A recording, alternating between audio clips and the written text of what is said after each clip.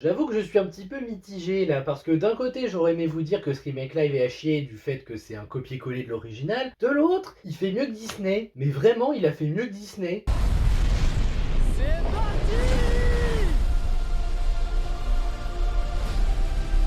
Dragon, le remake live, à nouveau réalisé par Dean DeBlois qui avait réalisé la trilogie Dragon, même si le premier il était avec Chris Sanders. C'est une trilogie qui est, je crois, ma préférée de DreamWorks. Il n'y a pas mon DreamWorks préféré dedans, c'est un autre, mais je crois que si on parle juste de trilogie de saga, Dragon est mon préféré. Pour moi, il n'y a aucun sans faute, même si le troisième est légèrement moins bon que les deux autres, le 2 est mon préféré, j'adore Dragon. Donc l'annonce d'un remake live qui, avec la bande-annonce, nous prouvait que ça allait être copié-collé du dessin animé, ça m'encourageait pas, parce que la méthode Disney, déjà ils font ça et ça marche pas, et même quand ils font un peu différent, c'est des changements qui n'ont pas tout à fait de sens. Oui, bon, d'accord, à part Jumba et peut-être Nani dans le précédent dont j'ai parlé avec Lilo et Stitch, ok, on va au moins reconnaître ça. Et dans le cas de DreamWorks, j'avais un peu peur de ça, que ce soit un copier-coller sans âme, qui soit exactement pareil, et donc qui me fasse chier. Et ce qui est étonnant, c'est que oui, c'est un copier-coller. Alors sans âme, non, mais c'est un copier-coller, vraiment. Il y a des plans, c'est similaire, les situations, c'est pareil, ça se passe exactement pareil. Il y a que deux mini-changements dont je parlerai vite fait après. Oui, c'est un copier-coller. Donc je devrais m'attendre en disant ça à dire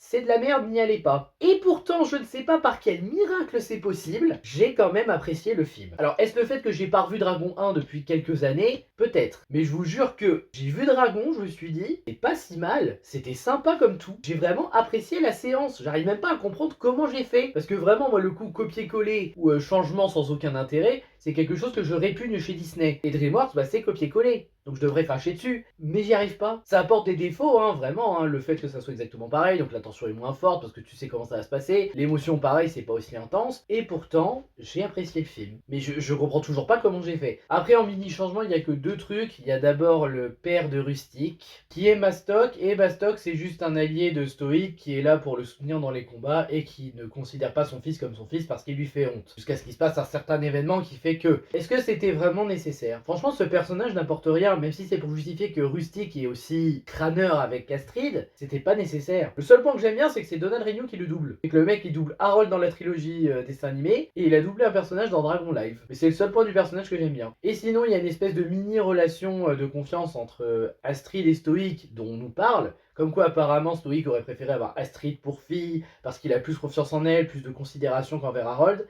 Alors, c'est bien de nous le dire, mais de nous le montrer, ça aurait été mieux. Et le souci, c'est qu'on ne voit pas une seule scène entre Astrid et Stoïque avant la confrontation contre le dragon dans l'arène. C'est pour ça que quand Stoïque lui dit non, Astrid, je t'ordonne de pas y aller, bah, il n'y a pas d'impact émotionnel parce qu'on vous a pas vu. Vous a pas vu en train de parler, discuter, vous entendre ou quoi que ce soit. Et sinon, comme je l'ai dit, le film est. Il est sympa, mais vraiment. La mise en scène, toujours aussi bien gérée. Dean DeBlois, il a vraiment géré. Bon, après, tu me diras, ouais, mais il a calqué sur le dessin animé. Ouais, mais c'est toujours aussi bien fait. Les effets spéciaux aussi, c'est convaincant, hein. Les dragons sont convaincants. Croque-Mou est superbe. Je le préfère dans le dessin animé, sans aucune honte, mais Croque-Mou dans cette version est vraiment beau aussi. Dans tes dents, Stitch, c'est comme ça qu'on fait un live réaliste et mignon en termes de design. Non mais vraiment oui, j'ai apprécié le design de Croque-Mou et même des autres dragons, qui sont toujours fidèles tout en étant de qualité avec les effets spéciaux. Le casting aussi que j'aime bien, notamment Gérard Butler qui joue Stoïque, bon même si évidemment il faisait Stoïque à l'époque dans le film d'animation, même Nick Frost en gueule fort j'aime bien. Les persos sont toujours qualitatifs, Harold est toujours aussi attachant, Astrid est toujours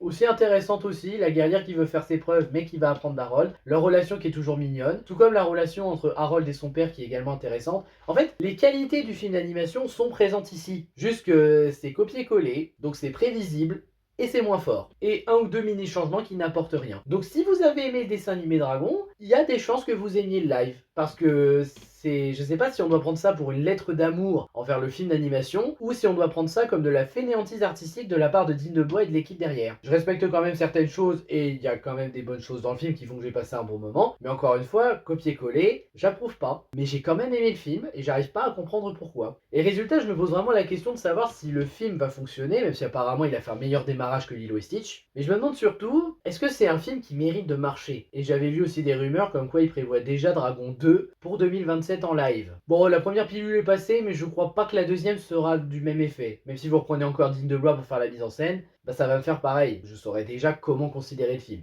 Donc oui, il est quand même sympathique, mais copier-coller du dessin animé, et j'approuve pas la méthode. Donc difficile de savoir si j'ai envie qu'il marche ou pas. Vous dites-moi ce que vous en pensez en commentaire, si vous voulez qu'il marche ou pas. En tout cas, il est bien parti pour marcher au box-office. Sur ce, c'était mon avis sur Dragon, le film live. J'espère que ça vous aura intéressé. N'hésitez pas à liker, à partager, à vous abonner, et je vous dis à bientôt pour de prochaines vidéos. Ciao!